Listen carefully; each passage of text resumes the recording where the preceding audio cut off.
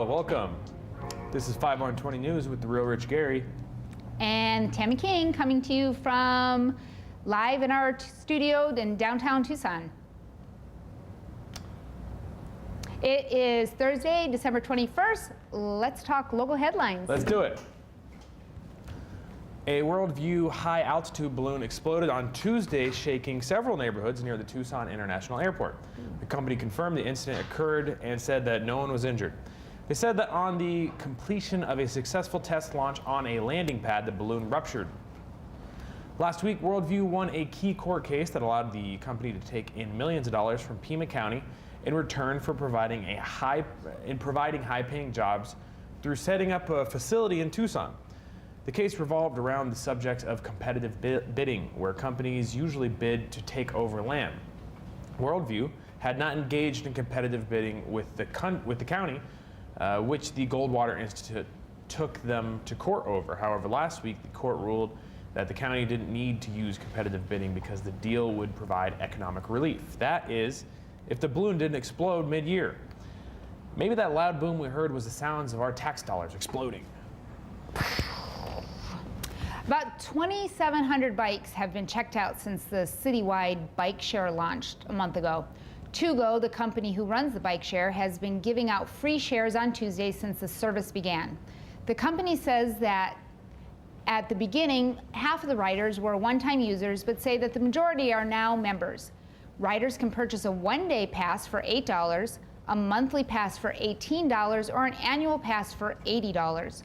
Low-income individuals can also get a $5 annual passes. Sure, you know, it's more than the bus, but how much is it worth to not have to spend the morning arguing with a meth head? Game over.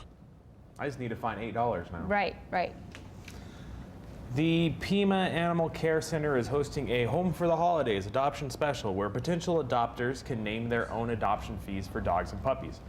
The event runs until December 24th. As of Tuesday, there were more than 350 dogs at the PACC. All adopted animals come spayed and neutered with age-appropriate vaccines, microchip, a free vet visit.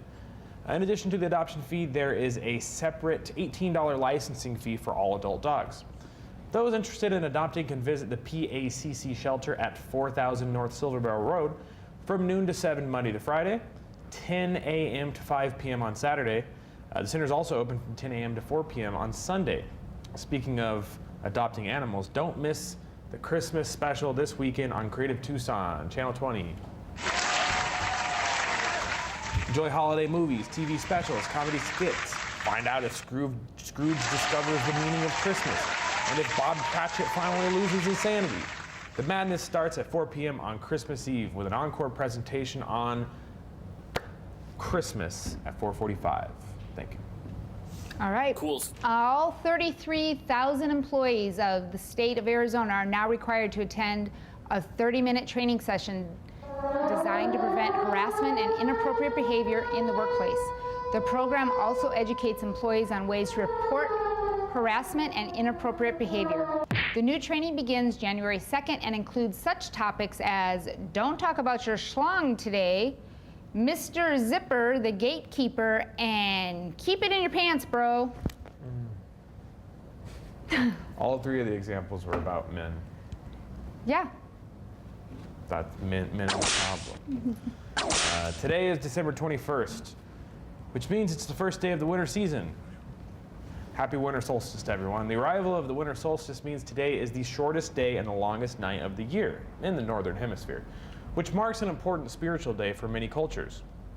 For pagans, today is the day to light the Yule log, celebrate the sun, exchange gifts, and feast. In ancient Rome, Saturnalia was celebrated with feasts, alcohol, and wild sex orgies. In Tucson, it's just another Thursday evening filled with drunkenness and debauchery down at the bars.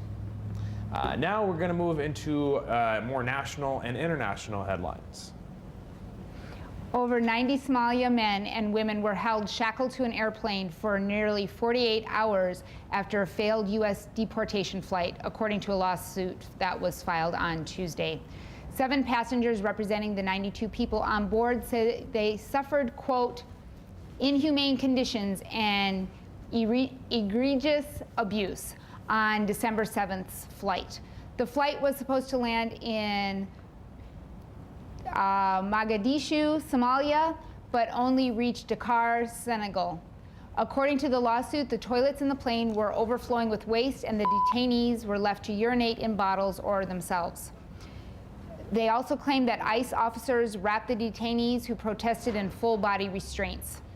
The plaintiffs say that they've lived in the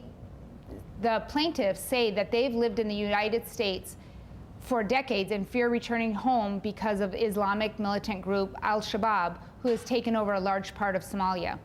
One plaintiff said that he left Somalia in 1990 after being shot and losing an eye, along with being stabbed by a terrorist when he was 4 years old. The class action lawsuit asks that the U.S. reopen the detainees' removal cases. According to the U.S. law, a refugee cannot be deported to a place where they would likely face persecution or torture. The lawsuit also asks that the U.S. treat the passengers for injuries sustained on that flight. The ICE denied the allegations in earlier statements, but refuses to comment on the pending litigation. However, the agency might reconsider the partnership with the United Airlines, but said that the Somalis were lucky they at least found a seat this time of year. That's almost as bad as flying American Airlines. They're both pretty bad this time of year. The United Nations General Assembly met earlier today to condemn the United States' decision to establish Jerusalem as Israel's capital. The rare emergency session comes the same week that the United States vetoed the UN Secretary Council's decision to draft a resolution calling for Trump's declaration to be withdrawn. On Monday, the other 14 members of the council voted in favor of the Egyptian drafted resolution, which did not specifically mention the United States or Trump, but was expressed deep regret at recent decisions concerning the status of Jerusalem. In response, United States Ambassador Nikki Haley wrote a statement saying that we will take note of each and every vote on the issue. Haley then wrote on Twitter, the United States will be taking names. Only 10 emergency sessions have been called by the UN since their creation in 1950. The last time an emergency session was called was in 2009 in response to the occupation of East Jerusalem by Israel.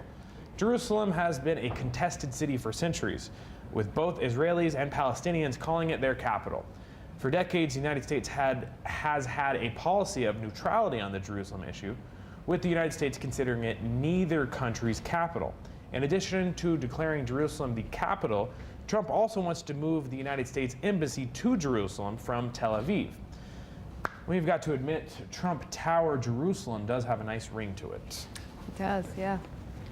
Fighting in eastern Ukraine is at its worst since February this year, according to the officials monitoring the conflict between the Ukrainians and the Russian-backed separatists. The battle began in 2014 and has continued despite a ceasefire deal that was meant to be the end of the conflict, which has killed over 10,000 people. On Tuesday, a village in the Ukraine was shelled, killing 8 civilians and destroying dozens of homes. The Organization for Security and Cooperation in Europe, or the OSCE, said that it recorded 16,000 ceasefire violations just between December 11th and the 17th. This represented a 35% increase from the week before. The last time fighting flared up was in February, when a government-held town cut off power and water to thousands of civilians on the front line. Humanitarian groups have also issued warnings over the declining conditions of the eastern part of the country. The UN says that the constant shelling was affecting 2,000 residents of the region and that people are fleeing daily. The U.S. State Department said that the humanitarian situation was dire because of the shelling, which they blame on Russian-led forces firing grenade launchers. In response, the president called for a $10 billion cut in the State Department's budget over the next 5 years. Really? You know what else killed 10,000 people was my mom's cooking. Really? I was playing. I shouldn't make that joke. That was a serious headline. The Trump administration rolled back an EPA plan to restrict dangerous household chemicals by delaying a rule set by the Obama administration. The agency had been in the process of banning the use of 3 commonly found chemicals: TCE, NMP, and methylene chloride, which are all used to strip furniture. And I think my mom uses them to cook too. Remove grease. The removal of grease and dry cleaned clothes is what that kind of stuff is used for. The EPA has deemed TCE a carcinogen by all routes of exposure, and MMP a developmental toxin. Methylene chloride has killed 56 people since 1980. The Trump administration released their new regulatory plan last week, which showed that the chemicals were moved from the proposed rule category to the long-term action section. 469 Obama-era regulations were withdrawn and 860 put on hold. According to the plan, the bans were expected to take place in 2018, but the long-term status means that it will likely be slowed or never gotten to at all. The chemical lobby quickly argued for the delay following the ban's approval, which took place one day before Donald Trump's inauguration. Asked if they had gotten what it wanted with the delay, a spokesman from the halogenated solvents industry said, quote, "That is exactly what we asked for, yes." It might seem strange to say, but it's actually refreshing when corruption is so honest and out in the open. At least they're honest about it. At least they're honest. Yeah. Come on, guys. And I wanted to take a moment to talk about the program you're watching right now. Here on 5 on 20, we're undertaking a new kind of citizen journalism. We are going to give you the news as we see it. And we want more people to speak up with us. We need writers, hosts, anchors, camera people, sound people, the whole gamut. The times require a new way of informing ourselves. So join us, do it now. Email us at creativetucson.org to get involved. And if you think there's a story we're missing, a person we should interview, an upcoming event we should cover, or any news tips for us, shoot us an email to info@creativetucson.org. We are here for you, and we want to cover all the stories from all points of views. So don't be strangers. Wait, Tammy, what was that email? It was info@creativetucson.org? Oh, yes. I wrote it down. Okay, great. Oh, all right. Oh my gosh, this was 5 on 20 News. I'm the real Rich Gary. I'm the real Tammy King. She's been Tammy King. So while you're on the computer, go ahead and like this video, share this video, subscribe to our YouTube channel, follow us on Facebook, Instagram, Twitter for all of the Creative Tucson news and content, that's that word.